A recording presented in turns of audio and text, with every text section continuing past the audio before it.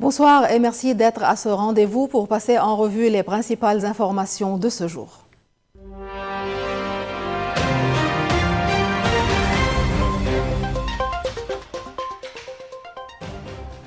Ce soir, le président de la République, Joseph Aoun, a pris part à l'iftar organisé à Dar el-Fatwa. Des personnalités politiques de tous bords ont participé à l'iftar, durant lequel le grand mufti de la République a exhorté à l'affirmation d'un État fort et ferme et à la consécration de la culture de l'État et de l'unité nationale. Au Liban, les femmes remplissent les facultés scientifiques, mais leur présence diminue dans les laboratoires et aux postes de décision. Entre stéréotypes et obstacles structurels, les défis persistent. Reportage Édouard Sfer. Dans les laboratoires d'université, dans les salles de conférence, sur les lignes de front de l'innovation, les femmes scientifiques apportent des contributions essentielles à la science mondiale. Pourtant, elles affrontent encore partout des obstacles, invisibles mais bien réels. Malgré des progrès significatifs ces dernières années, les données internationales montrent que les femmes sont sous-représentées dans les domaines scientifiques et rencontrent discrimination structurelle tant à l'université que dans le monde professionnel. J'ai eu la chance d'être toujours entourée de personnes très bienveillantes au travail dans le cadre de l'enseignement supérieur quand j'étais enseignant-chercheur et je le suis toujours. J'ai pas eu vraiment de discrimination directe. Par contre, je sentais quelques discriminations indirectes lorsque je sortais de ce cadre de travail pour aller faire des consultations auprès des industriels. Et à chaque fois qu'on sortait avec des collègues, ils assumaient toujours que les hommes, c'était eux les ingénieurs et c'était eux les plus compétents. Et du coup, ils s'adressaient tout le temps à eux. Au début de ma carrière, j'étais un peu plus timide. J'avais pas forcément le courage d'exprimer ma voix. Mais je pense qu'après avoir gagné le prix L'Oréal pour la femme en sciences, j'ai vraiment changé de perspective. Ça m'a renforcée et ça m'a rendue un peu plus courageuse d'exprimer ma voix et ma parole et de montrer que je suis compétente et que je peux avoir le même niveau de compétence que mes collègues. Selon l'UNESCO, elle représente moins de 30% des chercheurs dans le monde, et ce taux diminue encore dans les domaines comme l'ingénierie ou l'informatique. Les causes sont multiples, stéréotypes de longue date, manque de modèles féminins visibles, réseaux professionnels dominés par les hommes et difficultés d'équilibre entre obligations familiales et carrière scientifique. Les discriminations ne sont pas seulement individuelles, elles sont aussi institutionnelles. Des études montrent que les femmes reçoivent moins de financement, sont moins souvent promues à des postes de direction et rencontrent un plafond de verre dans leur carrière scientifique. Les obstacles se manifestent dès l'éducation. Des biais dans l'orientation scolaire, un manque d'encouragement vers les matières fondamentales et des environnements d'apprentissage moins inclusifs pour les filles. Face à ce défi, l'Observatoire national des femmes dans la recherche se mobilise pour réduire l'écart entre les sexes et offrir des opportunités concrètes aux femmes scientifiques. Le pays du Cèdre observe une majoration des pourcentages de femmes participant à la recherche, mais les défis sont toujours réels. Les programmes de l'Observatoire portent leurs fruits. Augmentation du taux d'inscription des femmes en doctorat, plus de publications conjointes et une meilleure représentation des institutions clés. En tant que doctorante à l'Université Saint-Joseph de Beyrouth, je suis pleinement consciente des défis que les femmes ont dû affronter tout au long de l'histoire dans le monde de la recherche et aussi de ceux qui malheureusement persistent encore aujourd'hui. Que ce soit dans les inégalités d'accès aux postes décisionnels, la sous-représentation dans certaines disciplines scientifiques ou encore les biais inconscients. Cela dit, je me considère chanceuse puisque j'évolue dans un environnement où je suis entourée de modèles féminins inspirants, des professeurs, des chercheuses et des collègues qui non seulement excellent dans leur domaine, mais aussi qui m'ont soutenue et me soutiennent toujours dans mon parcours.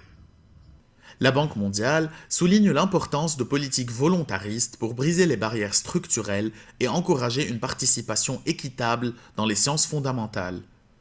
D'autres solutions émergent: quotas dans les comités de sélection scientifique, soutien parental accru, transparence dans l'attribution des financements. La science progresse quand toutes les voix sont entendues. Des obstacles persistent, c'est vrai, mais des femmes et des hommes partout œuvrent pour un écosystème scientifique plus juste et plus inclusif. car lorsque l'on donne à chacun la chance de contribuer pleinement, c'est toute la science qui en profite.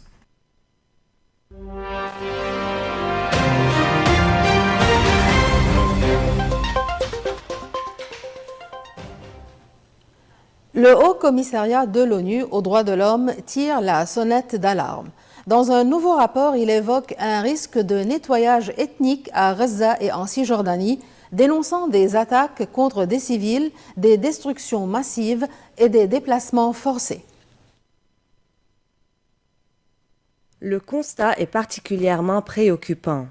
Dans un rapport publié à Genève, le Haut Commissariat de l'ONU aux droits de l'homme affirme craindre un nettoyage ethnique visant les Palestiniens dans la bande de Gaza et en Cisjordanie. L'organisation évoque l'intensification des attaques, la destruction de quartiers entiers et des transferts forcés de population qui pourraient conduire à un déplacement permanent. Le document souligne également la propagation de la famine et la destruction d'infrastructures civiles, rendant les conditions de vie de plus en plus incompatibles avec le maintien des populations sur place. En Cisjordanie, l'ONU dénonce l'usage jugé excessif de la force, des détentions arbitraires et la démolition des maisons palestiniennes. Le rapport mentionne aussi la détention d'otages israéliens par des groupes armés palestiniens et l'absence de mesures suffisantes pour établir les responsabilités de violation du droit international. Malgré le cessez-le-feu entré en vigueur en octobre 2025, l'ONU estime que la situation reste extrêmement fragile et appelle à des mesures urgentes pour protéger les civils.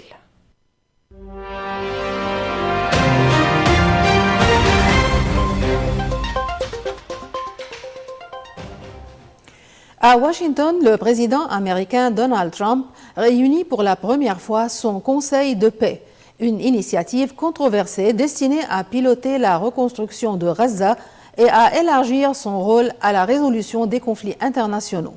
Entre promesses d'engagement financier, annonces sécuritaires et interrogations sur sa crédibilité, cette nouvelle instance suscite déjà débats et scepticisme sur la scène diplomatique. À Washington, le Conseil de paix voulu par Donald Trump tient sa toute première réunion avec pour objectif affiché de coordonner la reconstruction de Gaza et de promouvoir une résolution des conflits à l'échelle internationale.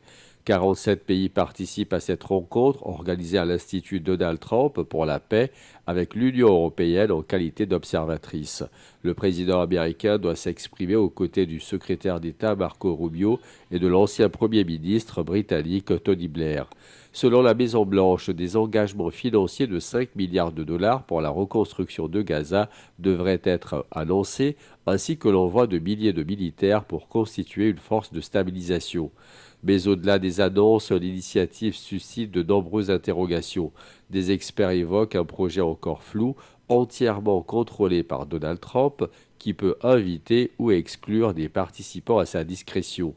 Pour certains analystes, la crédibilité du Conseil dépendra de sa capacité à produire rapidement des résultats concrets, notamment sur le plan humanitaire, alors que la situation reste fragile dans la bande de Gaza malgré le cessez-le-feu. L'ambition affichée dépasse toutefois le seul territoire palestinien. Le Conseil de paix entend aussi œuvrer à une paix durable dans d'autres régions au conflit, ce qui alimente les critiques de ceux qui y voient un concurrent potentiel des Nations Unies. La participation internationale reste d'ailleurs contrastée. Plusieurs dirigeants proches de Donald Trump ont fait le déplacement, tandis que certains alliés traditionnels des États-Unis, la Chine ou encore le Vatican, ont choisi de garder leur distance. Dans un contexte diplomatique déjà fragmenté, cette première réunion apparaît comme un test majeur pour cette nouvelle initiative dont l'avenir dépendra autant de ses résultats que de sa capacité à convaincre la communauté internationale. La tension remonte entre Washington et Téhéran. L'Iran affirme défendre son droit à l'enrichissement nucléaire après de nouvelles mises en garde américaines évoquant la possibilité de frappes militaires. Malgré la poursuite de discussions indirectes, les positions restent très éloignées et la crise ravive les craintes d'une escalade dans la région. La tension diplomatique s'intensifie entre les États-Unis et l'Iran autour du programme nucléaire iranien. Téhéran a réaffirmé son droit à enrichir de l'uranium, estimant que cette technologie relève d'un usage pacifique, et conforme aux règles de l'Agence internationale de l'énergie atomique. Pour les autorités iraniennes, aucun pays ne peut les priver de ce droit. Cette déclaration intervient au lendemain d'une mise en garde de Washington. La Maison-Blanche estime qu'il existe de nombreuses raisons de frapper l'Iran si aucun accord n'est trouvé, tout en appelant Téhéran à conclure rapidement un compromis. Les deux pays ont récemment tenu une nouvelle session de pourparlers indirects sous médiation omanaise, mais reconnaissent eux-mêmes que leur position reste très éloignée. Les États-Unis exigent notamment que l'Iran renonce à l'enrichissement et souhaitent inclure dans un éventuel accord le programme de missiles balistiques et le soutien de Téhéran à des groupes armés dans la région. De son côté, l'Iran nie vouloir se doter de l'arme nucléaire et réclame la levée des sanctions économiques qui frappent son économie. Sur le plan militaire, la pression monte. Washington a déployé d'importantes forces dans le Golfe, tandis que des médias américains évoquent des options militaires à l'étude. Selon des informations de presse, des scénarios visant à cibler des dirigeants iraniens auraient même été présentés au président américain. Face à ces menaces, Téhéran prévient qu'il ripostera à toute attaque et évoque notamment la possibilité de fermer le détroit d'Ormuz, passage stratégique pour le commerce mondial de pétrole. Dans ce contexte, la poursuite du dialogue apparaît fragile, alors que le risque d'escalade militaire continue de planer sur la région. En Australie, une entreprise de défense illustre l'évolution rapide des conflits modernes. Née d'un projet insolite de laser anti-moustique, la société Drone Shield s'impose aujourd'hui sur le marché des systèmes anti-drones devenus indispensables sur les champs de bataille comme en Ukraine ou pour la sécurité civile. Une transformation qui reflète la place croissante des technologies dans la guerre contemporaine. Avec son allure futuriste, le Drone Gun ressemble à un accessoire de film de science-fiction. Pourtant, ce fusil électronique est bien réel et conçu pour neutraliser des drones en plein vol grâce à des ondes radio.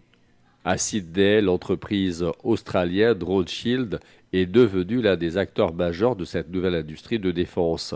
Fondée à l'origine sur un projet de laser anti-moustique qui n'a jamais percé, la société s'est réinventée pour répondre à un besoin croissant, contrer la prolifération de drones dans les conflits modernes.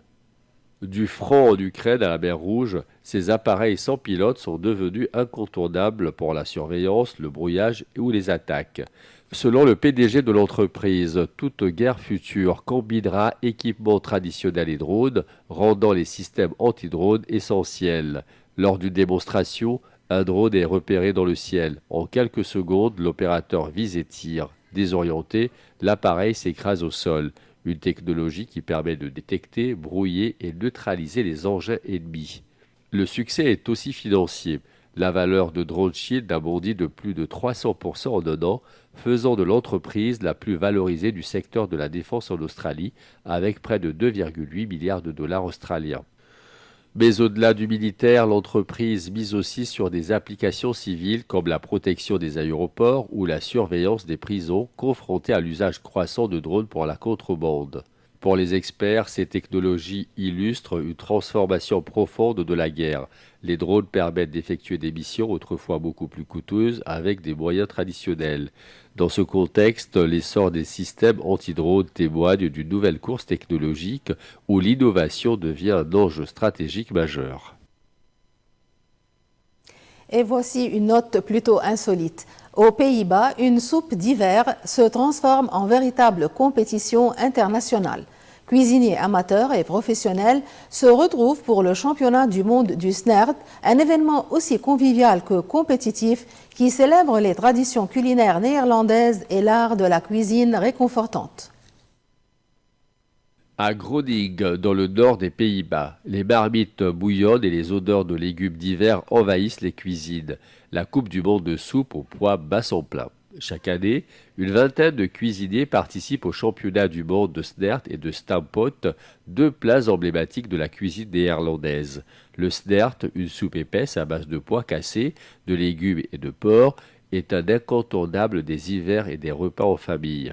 Parmi les participants, Henk de Haan, 63 ans, espère décrocher un prix grâce à son ingrédient secret, des piments jalapeno. Après des années sans victoire, il veut marquer les esprits avec une recette originale. Dans les allées, la concurrence est sérieuse. 5 juges examinent attentivement les préparations, évaluant le goût, l'odeur et la texture. Pour être réussie, la soupe doit être suffisamment épaisse pour qu'une cuillère puisse tenir debout dans la marmite, un critère emblématique du concours. Certains participants restent fidèles à la tradition, comme Gina Holtoff, qui prépare une recette transmise par sa famille, tandis que d'autres misent sur l'innovation pour séduire le jury. Créé en 1995, ce championnat est devenu un véritable événement culturel réunissant des participants de tout âge, parfois dès 11 ans, et célébrant un patrimoine culinaire profondément ancré dans la société néerlandaise. Chaque année, le prix du meilleur snert a été remporté par Artus Vos, restaurateur de 61 ans qui décroche la très convoitée louche d'argent après des années d'entraînement. Au-delà de la compétition, cet événement rappelle combien la cuisine traditionnelle reste un vecteur de convivialité et d'identité culturelle, capable de rassembler les générations autour d'un simple bol de soupe fumante. Et c'est la fin de ce journal. Merci et bonsoir.